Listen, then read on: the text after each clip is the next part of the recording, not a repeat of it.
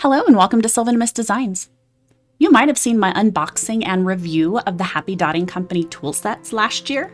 Well, it's time for an update. So here I am, 1 year out, and my tools are not very dirty at all. Of course, some colors simply latch onto the tools worse than others, and that's no different than anything else. I am personally a little bit OCD when it comes to cleaning my tools. Next to me, I always have this old damp washcloth, and after each paint swap or maybe a row of dots, I wipe off the tools. I'll wipe off the tip and then twist the tip into the cloth, and this makes a huge difference. So how exactly am I going to clean these? Hot water. Now, you can honestly find all kinds of stuff out there, but according to the manufacturer, you just need to do as I do and wipe them off between uses. That really has kept my tools in great order for over a year. However, not everyone is quite as OCD as I am, and you know what? No one's expected to be. I'm going to stop here and say, don't use alcohol, don't use any kind of wipes or sponges, or any other products, whether this be liquid or powder form, that contains chemical or perfume.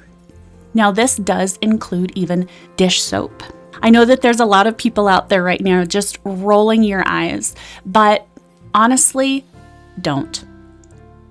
In the long run, these types of chemicals can saturate your tools and make them brittle, especially with things like the clear acrylic rods that do tend to pick up damage, and the smaller nail art tools with the tiny heads.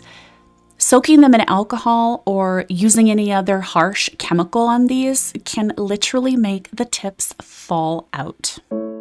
But okay, I know you're thinking, still, hot water is not going to work.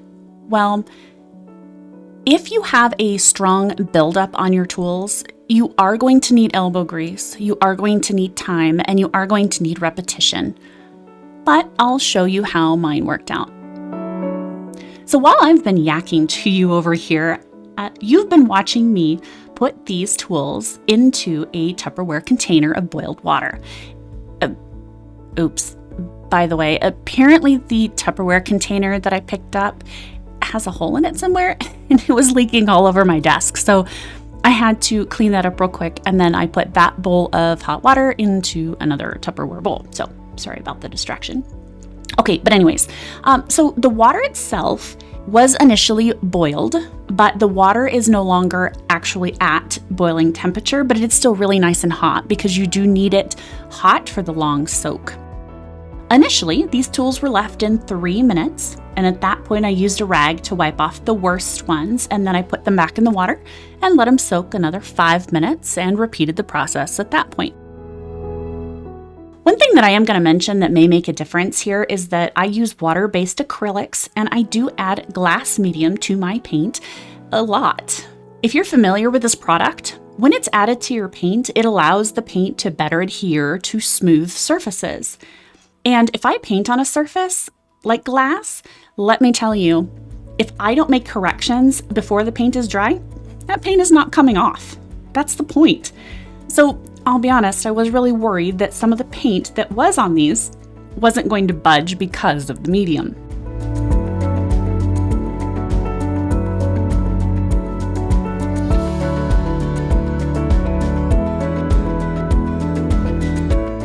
But here we are at 10 minutes, and I've actually been able to pull out the larger tools, which are the ones, honestly, that I use the least, and they're already clean, and the worst ones are still going to soak a little more.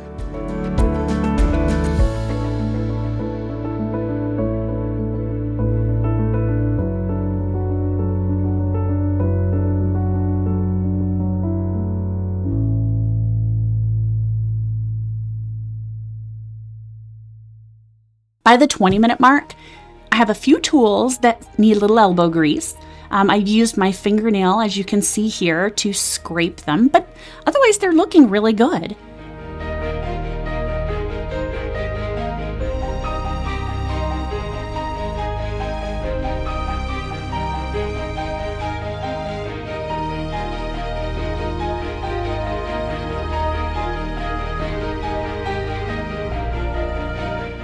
As you can see now, outside of a smudge here and there, they are clean. The paint did not disrupt the surface. There's no ridges from paint buildup or anything like that. One last thing I'm going to mention is that I do store these tools in a glass jar. Once my project is finished for the day, I'll just swipe these up off my desk in a pile and plop them into the jar. And I've used the same storage method with all of my tools over the years. And the acrylic rods, the clear acrylic rods, ended up chipped with this method within only about 6 months. These, on the other hand, are 100% perfectly intact. Overall, I'm still really happy with these. I do hope this video has helped anyone stopping by for tool cleaning advice and or if you're considering purchasing these. I will tell you, if you're on the fence, they're worth the investment. Thank you so much for watching. If you have made it this far, please stop a moment and consider subscribing and giving this video a like if it has helped you in any way. I certainly do appreciate it. You all take care and have a fantastic day.